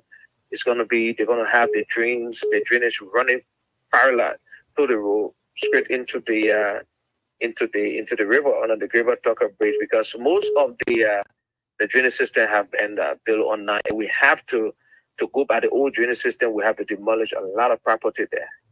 I don't know if it's something that I want to do. So the designs that will be done in a way that you won't have to use the old drainage system. So it's like we're going to decommission those old drainage system and do a new design. But for now, temporarily, we are intervening so that you can have the situation you have the other day when it rains and the whole place is flooded. Sure. Yeah, So let's talk about almost Bapolo. You see that we do some patches there. Let's talk about the road from Broadville to Bapolo and Robertsport Road, especially with the tournament that is the surfing tournament that is expected to be held. Let's talk about the Robertsport Road and the Bapolo Road. So the Broadville to Bapolo Road, we have 2 contractors working on that road now. The last time when you saw that the president and our team was there to just see what we're doing in terms of the 100-day, the Broadville to Bapolo corridor was the corridor that we drove. So the work is significantly progressing on that corridor. I'm sure now I didn't reach up to Bapolo, but there are cars reaching up to Bapolo now, and it's not that bad as it used to be. They're dealing with all the critical spots. The Medina project, the Medina road, sorry to say, not much has been done on it. There was a project But the road that is was fairly good. assigned for, but I think the SSF had a contract to pave that road. To begin to pave that road, issued by the last government. So he started to do some work from the Robertsport side. Then I think the government said he should stop and come to staff on the Medina side. And then he started, and then they said he has to stop for some change order. So that whole project is being looked at because the way it was done, it was a swap from other projects, and I don't think it was done properly. But so right now, there should be some maintenance that will be done by him on the project, by the SSF, but there's claim for idle equipment and all that, and so it's a complicated problem, and we deal with that, trying to resolve that. Yeah. But let me also say what happened. That project, Medina to Robertsport, I can say this. Once I remain Minister of Public Works for the next 6 years, that road will be paved. Yo. The reason why I'm How saying many kilometers, by the way, is that? It should be around 42. It's not much, 42 kilometers.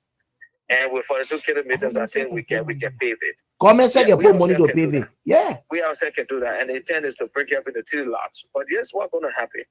Here's what happened. And I don't want to say it now, but we signed an MOU with a company that looks like they're going to be able to find the financing to do the road, to do that road, to include Broadway Bopolu, and to also do some other roads around Monrovia. It looks positive. I won't say the name. I did the MOU with them. They look at the financing, but it's from something that looks genuine from where it's coming from. So even if that does not happen, we're going to pave that road. We're going to pave that road. We're going to pave Pataway, the road to Pataway. Yeah. In our arrest, we say tourism and the yeah. infrastructure to lead us to of course, tourist cities and touristic environment. We should be able to do that, and I'm sure Robertsport, of course, is a touristic city. Finally, for trying me, to do that. finally from my end, and then maybe they will ask your final questions. So clearly, the public needs to know that the government has funding to pave from Tapeta through to Swedru, through to Fishtown. The road is already paved from Kawiken. through to Kawiken. The road will be paved all the way to Kawiken, and then the road will just connect there. At the other end, the government has funding to pave from Barclayville to Cestus. He says Yes, it's 96 and kilometers, and they have 50 funding for 50 kilometers. Yes. So let's just do that roundabout where we have funding to complete funding for complete pavement that the work will start. So, like you said, from Tapeta straight to Kawiken, which will finally connect Monrovia to Maryland. Is it Gbepo Kawiken We or have Kelipo funding for it. Kawiken? It's Putuken. So we have Okay. so now we are paving from Fishtown Material work to there. Putuken. Okay, it's from Fishtown to Kilibo, which is 20 kilometers, and Kilibo to Putuken is 11.5. Okay. That's been paved as we speak. So we have funding from Tapeta to Putuken, which will finally connect Monrovia to Maryland to the southeast. That by the end of the year, latest first quarter next.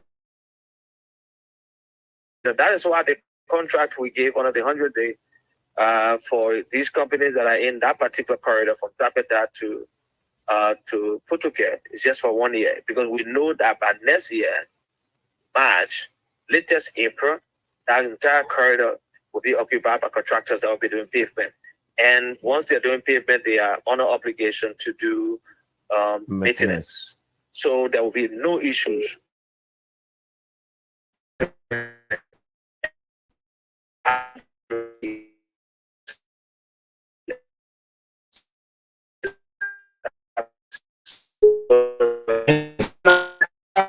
Yes. 2 years. So I can say that by 2028, 2029, it's very possible we could be driving on paved road to Harper.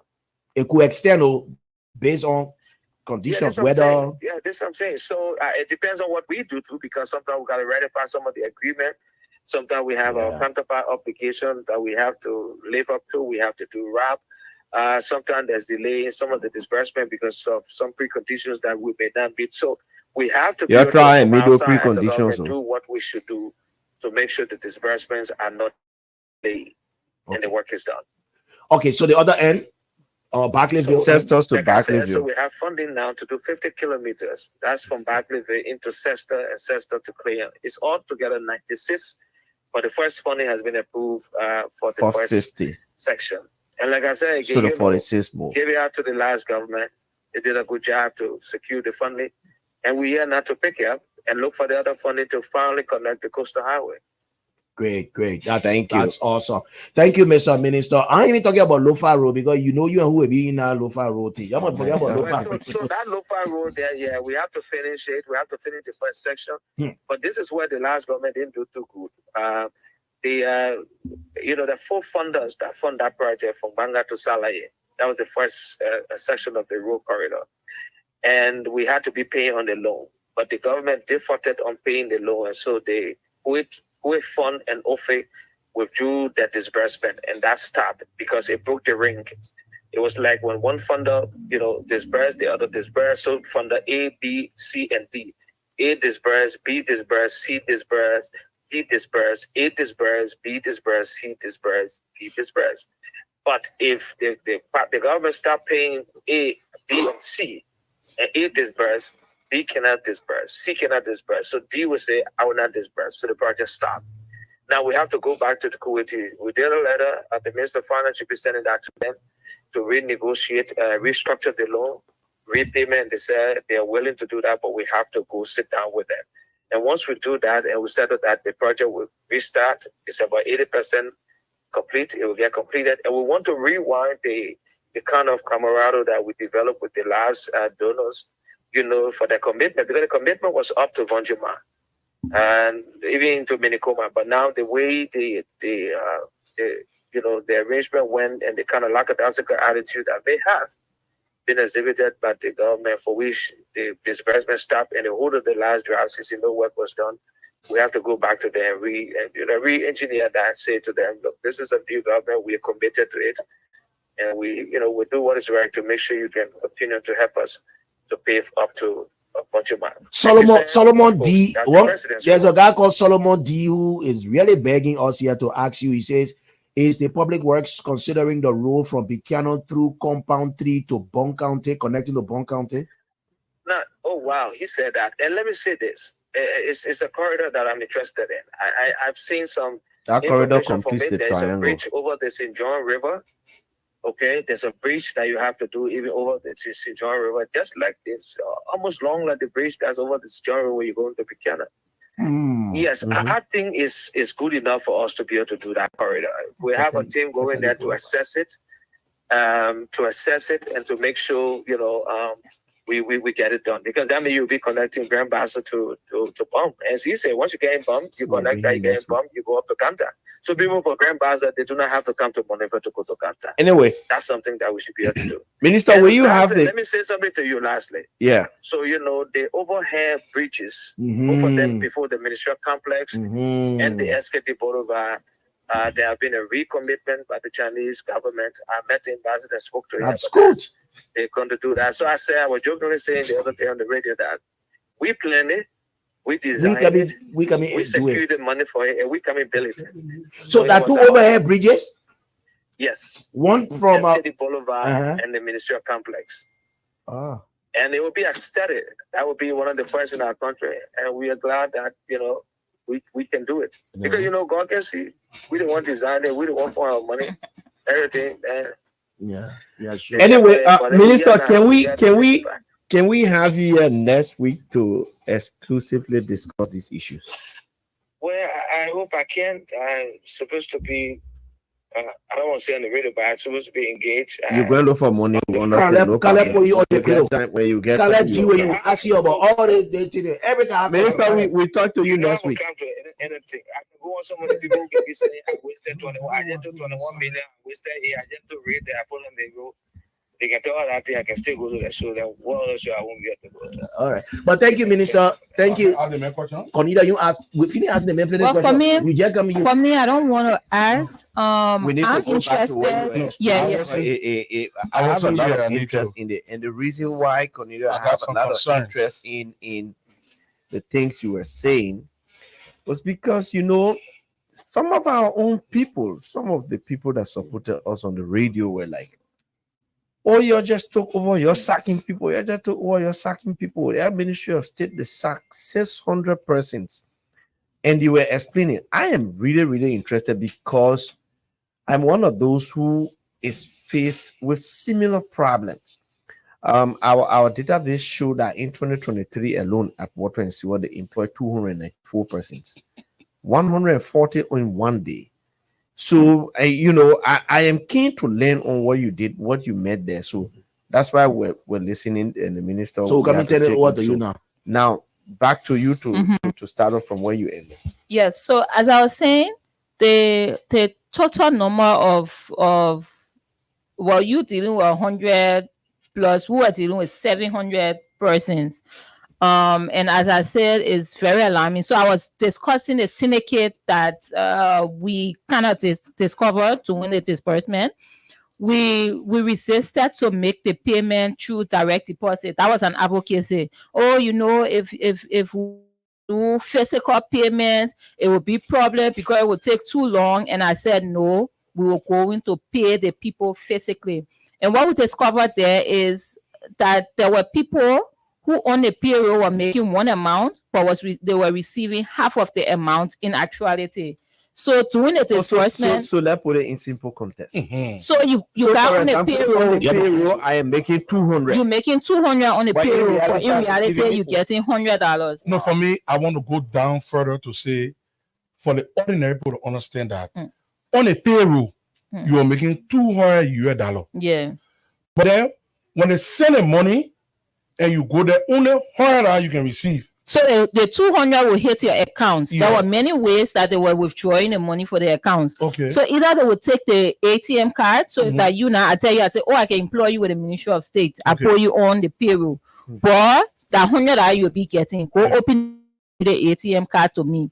So you open the account with your name, everything. They put the ATM card, you give it. So the more ends and the money hit the account, I withdraw the money from the you ATM. will withdraw the money. Withdraw the money from ATM, get the person the $100. There are other people too where they made arrangement with banks. There's a lot. I can't speak to everything. We'll do a full report about it, and we'll also be asking GSC to audit this process of the supplementary.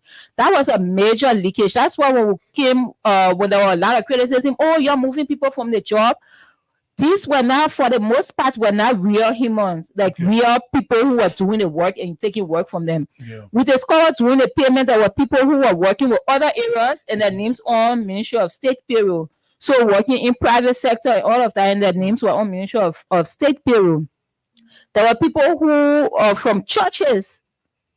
And that would be reviewed more and we'll be able to provide the information once we complete the process. But there were officials of government from the Ministry of State who took their church members and put them on the payroll. For example, I'll talk about my office. My office, when I took over, I was informed that I had 9 staff. All of the 9 staff, 2 of those staff have not even, 2 or 3 I've not even seen yet since I came, because they were either church members or people from communities or stuff that were put on the payroll. 2 of the staff from my office returned to office when I took over, and then they told me they were actually on the former businesses. So one was assigned to a construction site, another one assigned to a school.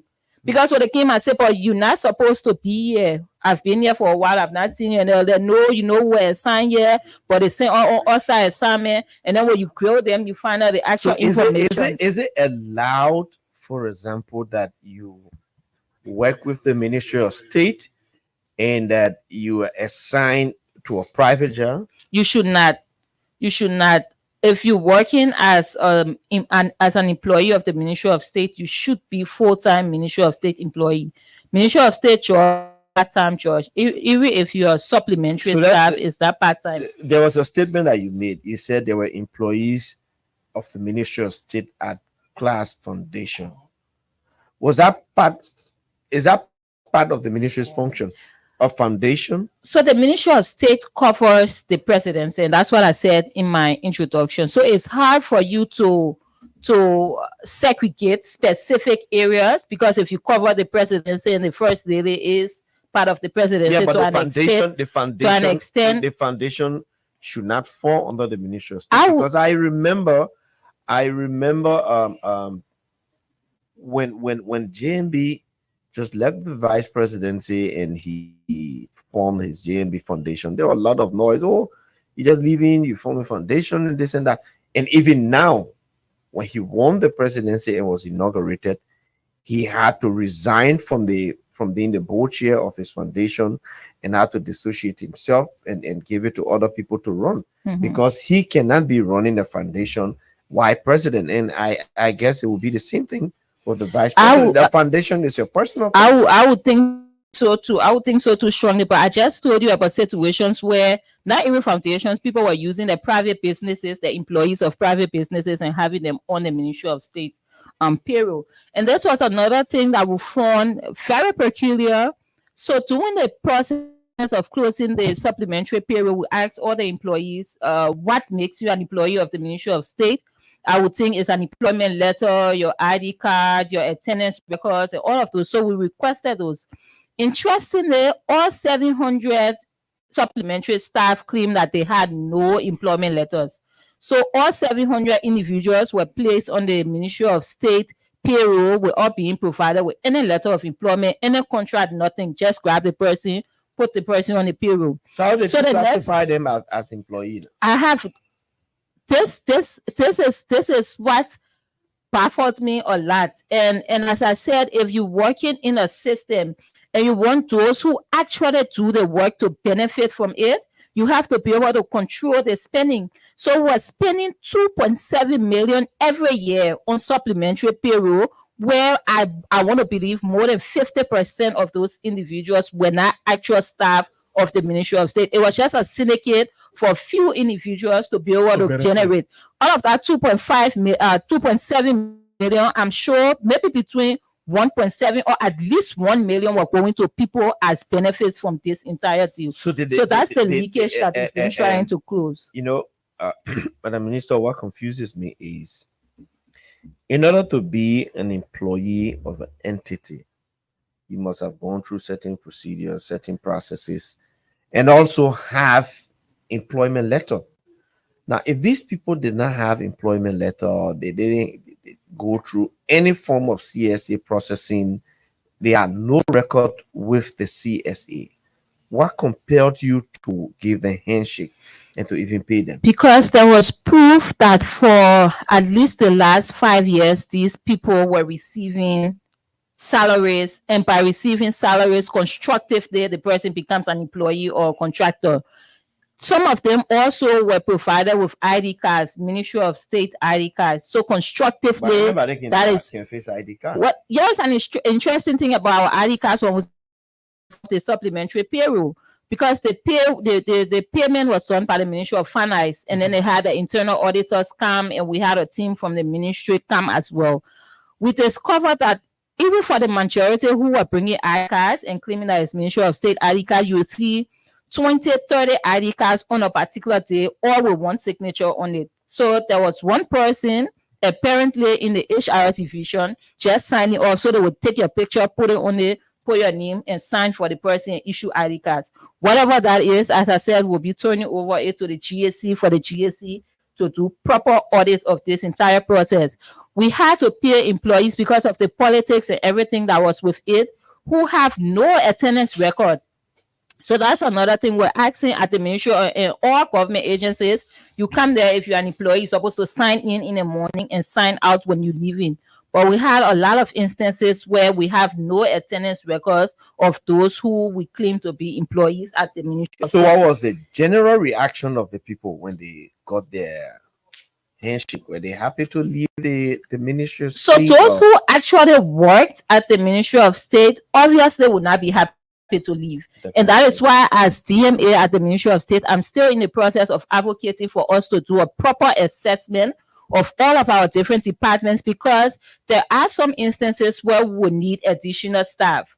What I'm trying to figure out along with the senior management is, how do we reduce the lead time of keeping somebody as a supplementary employee? It makes no sense to me for you to have somebody as a supplementary staff for 5 years. Exactly. Supplementary is a temporary employment, so you keep the person for maybe 6 months, 1 year. After the 1 year, you work to transition them into CSA, because under CSA is where you get the actual protection. You can be retired honorably. You cannot get fired easily. You cannot get transferred. If they want to transfer you, they cannot reduce your salaries. All of those protections come when you with the CSA. So I think it should be our interest. We should be interested in ensuring that those who we consider employees of our different entities are protected because they are Liberians. So how many persons in total did you give the handshake to? The supplementary payroll had a total of 721 persons, and everyone received a 3 months arrear. And by the way, 1 month of that arrear we made it on board. So the past government did not, I told you, it's 2.7 million every year for supplementary. They did not allocate that 2.7 million for this year, For this budget. year. So there was no money for the supplementary staff when we took over, and therefore we had to source money from other areas using thankfully to the Ministry of Finance to be able to pay those arrears and also provide 50% handshake to individuals. But yeah, other things that we also want to do is not just about closing, as I told you, it's about closing the leakages, but also improving the working environment at the Ministry of State. We've discovered that at the Ministry of State, we cut NASCOP, they cut everybody's salary, every government employee's salary for NASCOP. That's even with the CSA employees. At the Ministry of State, we have not been remitting these out to NASCOP. So you an employee of the Ministry of State, your NASCOP cut happens, it doesn't go to NASCOP, you retire or you resign for the Social Security benefit. Let me tell you my experience with that. And Let me just say that there's a paid for program, so we'll do 15 minutes, gentlemen. 15 minutes. I think the people. Yeah, definitely. I just want to come to that, Madam Minister. Even at the Water and Sewer, I think the Ministry of Finance assumed payment of water and sewer staff in 2019. But NASCOP is writing or saying that we owe them, I think, around $2 million. They don't remit. What they are saying is that You're not being remitting. we've not been remitting. So I've written the Ministry of Finance through the Accounting and Controller General to ask what they were doing. With that money. Were they not remitting the money? No. If they were not remitting, but they were deducting it from the employee's salary, what were they doing with it? But like you said, we have to. So now at the Ministry of State, we're going to start working with NASCOP to make sure all of our employees have their national social security numbers. Yeah. And then we'll insist that the Ministry of Finance, if you somebody social security money for the next 5-6 years, you have to make sure you remit it to that person's account, so that when the person reaches retirement age, they're able to benefit from the social security. Those are the reforms that we're trying to bring them. We also will be reintroducing the Ministry of State scholarship program. That was something we had before. I know I benefited from it was in university, where once you attend any of the universities, local undergraduate university, you get to benefit from it. I've also seen at the Ministry of State that we have capacity problem. A lot of our employees are interested in capacity development, but no opportunities were provided. So part of that scholarship fund, we put it to work with LIPA. We met with the LIPA boss the other day to see how we can have regular trainings of our staff there to be able to build the capacity and then provide opportunities for promotion and growth within the institution. So I know it's painful to bring reforms, but for me, I'm determined to make sure that those reforms happen. What I believe is if you get it right at the Ministry of State, it's easy to replicate it, because that's the president saying, that would be the president saying, we could do it here, we could bring reforms, our employees here have their just benefit. Salaries are not standardized at the Ministry of State. You have 2 administrative assistants. One person will be making 1,000 something, another person making $300 and something. It has to be standardized. Exactly. It has to be standardized. And that's a process that we're going through. We'll make sure that every employee, if you're a director or director, the same pay, or assistant director should make the same pay. If you hold a master degree, you should not go below a particular pay grade. And that is why we'll be working with the CSA to make sure that happens. Okay, so they joined by the Deputy GSA Managing Director or Director General Robert Wilson, and also Deputy Minister Larama Yonton. Gentlemen, one word from you each. Let's begin with you. Quick progress report. Progress report. Prior to me taking over the position at the GSA, I worked behind the scene because I did a personal tour on my own without the knowledge of anybody, because this whole Senate thing where Dylan wanted to grab catch you. Mo Ali,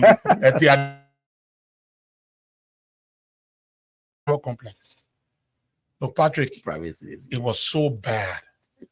So when I got through the Senate's confirmation and I managed to coordinate with the Deputy Fire Administration and my boss, Mr. Galakpai Woozy Kotima, who consented that indeed that a municipal complex should be a priority. So we started work from day one. You're cleaning that today? Oh no, I saw No, them. They come started early. We yeah, better clean it. we embark on all the MSC, the military agencies that are housed at the municipal complex. We had series of meetings. Then we came out to phase one. That the first phase should be a general cleanup exercise. We planned 3 weeks ago. So wanted to get the fund, get some money to get, wheelbarrows, shovels, rake, to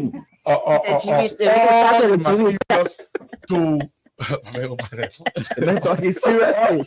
kind of distractible. Yeah, do mind. We are doing that. So we got the materials, and and let me say thanks to Clarence Jackson who was able to attend or spoke about it. They had a plan to come on Friday, so we got. So Clarence Jackson had to put your own. No. My man must start putting your own front page. No, that's front page. I'm saying we already planned to be at the municipal conference. We planned that 3 weeks ago. We were governing. So how long are you going to use to clean up? So we did the launch yesterday. My man, go at the municipal complex today. The whole place was brushed. Everything what we're going to do, have a maintenance strategy. What a thing! That's finished. The maintenance strategy is in place. So that's why you listen and said phase one. Phase two now, all of the military agencies that are occupying that place, we're coming together to put resources together to have that building rehabilitated. Whether we paint it because some people are saying it doesn't require paint. No, I come in, hold on, Chief. No, the building is already based on the way you're looking. It needs power washing with enough. The guys are coming. Hold on. Our well, we tend to brown. There are two sides, Chief. Just wait. The expert is saying that we're getting the Chinese involved. That the reason we'll read before we read that in terms of painting or washing, they will advise us. But at the two, what we got. Well, notwithstanding, we are putting resources together. Once we reach the agreement, that building will be a brand new building. Asset recovery, finally. So we did. And if you go now in the multi-purpose building, you will realize that the multi-purpose building is being painted. We are painting inside the multi-purpose building. We have cleaned all over. All of the bathrooms are functioning. There's now where you go at the municipal complex in the multi-purpose building. To be honest,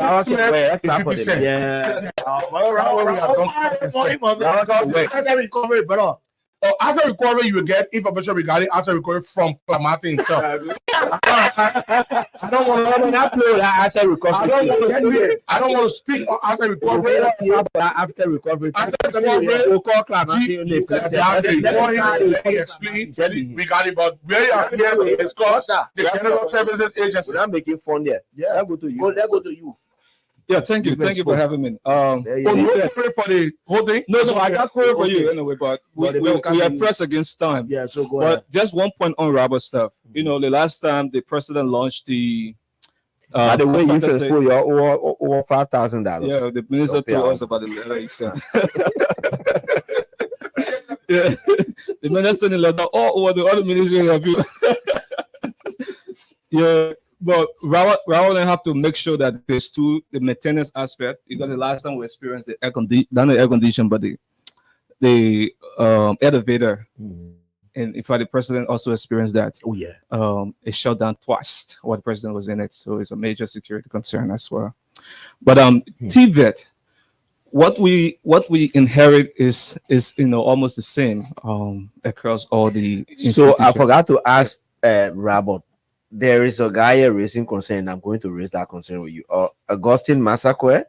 Good morning, Punch TV Live. My concern is, have you guys, Mo Ali, Patrick Ona, and all the others, have you declared your asset? No, we're doing it this week. I've declared my asset, Augustine. The Instagram power.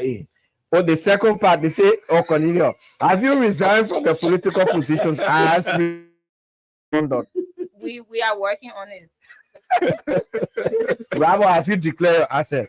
You asked me the other day. I told you to go declare your asset. Have you? Now to speak, Bravo say get 2 share 2 shoes. finally will be done pen and paper on Monday afternoon. I have exhausted 99.9%. Only to get hand it over to them to get upload. But now it's funny. For 6 years, nothing was done at ministerial complex. Nothing was done at ministerial complex. 6 years. Augustine, there you have it. We are law about it, and we'll meet the deadline of the 15th, though. Yeah, We we will. they say July. Chief, I said okay, Monday, May my 15th. asset will be declared and everything will May be done 15 the on deadline Monday. for declaration. No. The publication, May 15th is the publication. The Mm-hmm. first batch of the publication. Yeah, no problem. May We'll do that. We'll leave. Oh, they that. will have to publish deal it. with it. We Manuel will be here actually Monday. the rescue mission talk about transparency, accountability. This is the hallmark of our government. I want to see We must are declare going to your make assets. sure that Let's see that what happens. I want to see Raul asset. Go ahead. I'm a TVET. So when And we the took last over, when we took over, we met a sector that was divided as far as the governance and the policy direction of the sector. As you know, the TVET is on both the Ministry of Youth and Sports and the Ministry of Education. That one So- confused me. Oh. I don't know how you can do it. Yeah, so there's always territorial turf. People feel that they should control most of the activities of TVET as opposed to the other. So one of the ways we are working around that, and the president, thanks to the president for his vision, he was very clear in including that within his 100-day deliverable. Although not achieved yet, but it's part of the overall agenda for 2024, is to have the Liberia National TVET Commission Act. That process is on the way. It's right now before the legal team of the presidency, and they have been reviewing it. I think it's just So to let me push interrupt forward with that. to I mean, that. they will take TVET from under your in front of education and just give it. Yes, it becomes autonomous. So it Autonomous. becomes a commission. Then you will not be deputy minister again. No, there'll be no deputy minister. There'll be no deputy minister of TVET, no assistant there'll minister be of TVET. Okay, well, And then- even at What education, there'll be area? no assistant minister of TVET education. I think they They will should do fall that. under that commission. Then Now, we'll what the send order commission your will there, do right? is that it will supervise all TVET activity. Is it what? We'll send order your there. Oh, there go ahead. Now you do that, but you don't want to tell Araba say, "Bobe." Araba will say, "I carry TV buyer." So I'll tell you this joke, right? So there's a guy who walked into my office, and he's been very involved with the rescue campaign. And he said, "My man, I just say they come and turn TV into a commission when that thing come about, I won't be the director general." So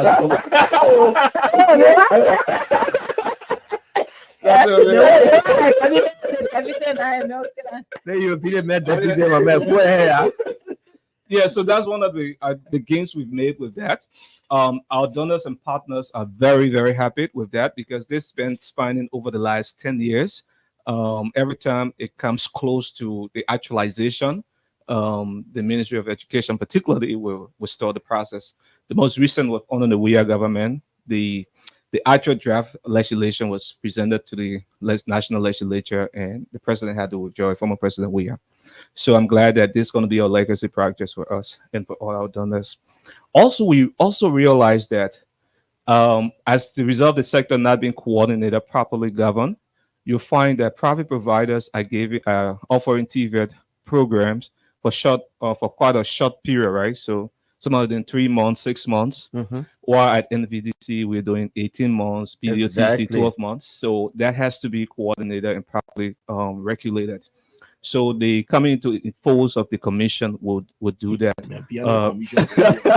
Yeah, I've No, been much So- concerned because somebody just go 3 months and they say the electrician. electrician, or the plumber, they won't go to Yeah. water and see all. And the certificate will have the same weight, right? Regardless of the number of months you spend there. But what that does is that you realize that the supply chain, right? The current model that is being used for the provision of TVET services is the supply chain. So you put on more graduates, and that's how we measure outcome across both public and private TVET providers. So you measure outcome by the number of people that are graduating every year or after every cycle. We are saying that we want to change that to a demand-driven model. And we want the Where- commission. We want the commission to. Yeah, but in addition to that, a demand-driven model will require